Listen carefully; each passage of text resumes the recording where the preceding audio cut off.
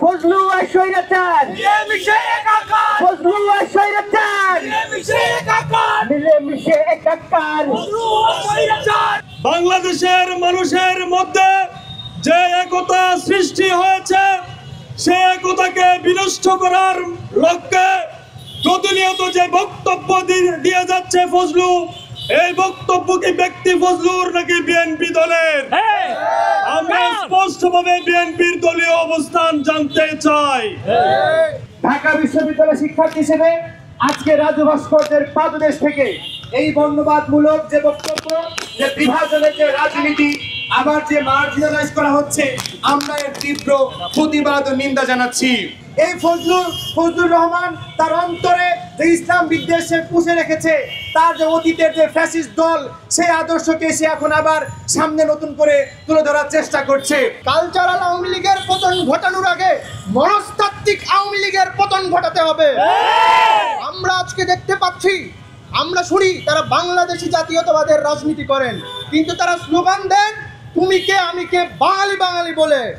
আমরা দেখতে পাই জুলাই গণঅভ্যুত্থানের পরে তারা যেই রাজনীতি করেন, কিন্তু তারা যখন কথা বলেন তখন মনে হয় না তারা বাংলাদেশি জাতীয়তাবাদের রাজনীতি করেন। তাদের দেখে, তাদের জবানে, তাদের বক্তব্যে আমরা দেখি সাক্ষাৎ ওবায়দুল কাদের হাজির হন। জুলাই গণঅভ্যুত্থানের মধ্য দিয়ে যে সমস্ত মাদ্রাসার ছাত্ররা জীবন দিয়েছে, যাদের খুনের বিনিময়ে আমরা এই নতুন বাংলাদেশ পেয়েছি, তাদের রক্তের সাথে আজ বেঈমানি করা হচ্ছে। জুলাই গণঅভ্যুত্থানের পরে আমরা এক নতুন বাংলাদেশ চেয়েছিলাম। আমার ভোটের অধিকার, আরেকটি ভাই যে স্কুল কলেজ থেকে পড়ে এসেছে তার ভোটের অধিকার একই, কিন্তু আমরা দেখতে পাচ্ছি আজকে আমি মাদ্রাসায় পড়ি বলে, আমার মাথায় টুপি আছে বলে, আমার বাপ লঙ্গি পরে বলে, আমি মুখে আল্লাহু আকবার করি বলে আমার নাকি ভোটের মূল্য নাই। তারা এই ধরনের বক্তব্যের মধ্য দিয়ে হাসিনা যে লাশের রাজনীতি করেছে, সেই রাজনীতি আবার ফিরিয়ে নিয়ে আসতে চাচ্ছে। আজকে সে বলতে চাচ্ছে আমার ভোটের মূল্য নাই, কালকে বলবে আমার জীবনের মূল্য নাই। এই শাহবাগী রাজনীতি ঢাকা বিশ্ববিদ্যালয় থেকে চিরতরে নির্মূল করতে চায়। জিন্দাবাদ। ধন্যবাদ।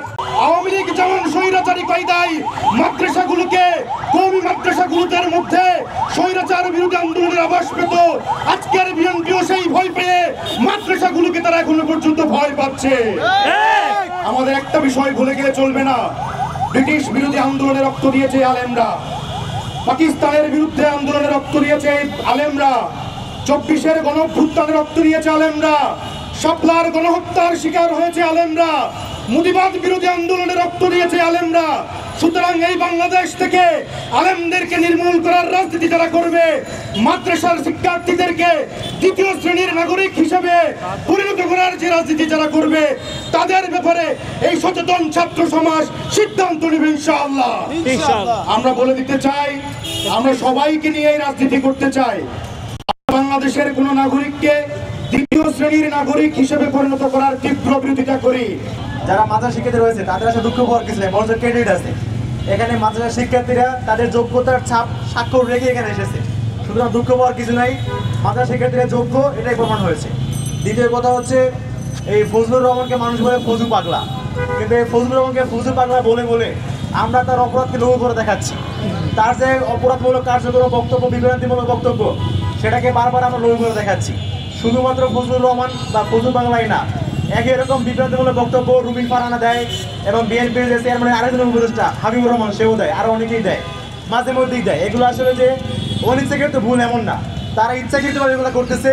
কারণ হচ্ছে আওয়ামী লীগের ফ্লোটিং ভোট, আওয়ামী লীগের যে ফ্লোটিং ভোট, গুপ্ত আওয়ামী লীগের ভোটগুলো রয়েছে, সেগুলোকে দলে টানার জন্যই বিএনপি হাইকমান্ড থেকে এই সমস্ত টাইপ অফ পাগল এদেরকে রাস্তায় নামিয়ে দেওয়া হয়েছে, যাতে করে এই পুরনো যে চেতনার ঝুলি, সেই চেতনার বুলি আউড়িয়ে আউড়িয়ে এবং হচ্ছে আওয়ামী বয়ানকে বারবার বলার মাধ্যমে গুপ্ত আওয়ামী লীগের যে ভোটগুলো রয়েছে সেগুলো দলে টানার জন্য তারা এগুলো করতেছে। স্পষ্ট যে বক্তব্য সেটি আমরা জানতে চাই।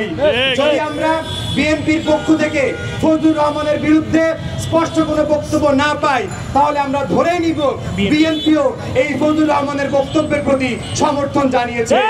এই সমর্থন ঢাকা বিশ্ববিদ্যালয়ের শিক্ষার্থীরা মেনে নিবে না। আজকের এই মানববন্ধনে আপনারা যারা অংশগ্রহণ করেছেন, প্রিয় সাংবাদিক বৃন্দ, প্রিয় ঢাকা বিশ্ববিদ্যালয়ের ভাই বোনেরা, আপনাদের সকলকে ধন্যবাদ জানিয়ে মানববন্ধন এখানে শেষ করছি। আসসালামু আলাইকুম ওয়া রাহমাতুল্লাহ।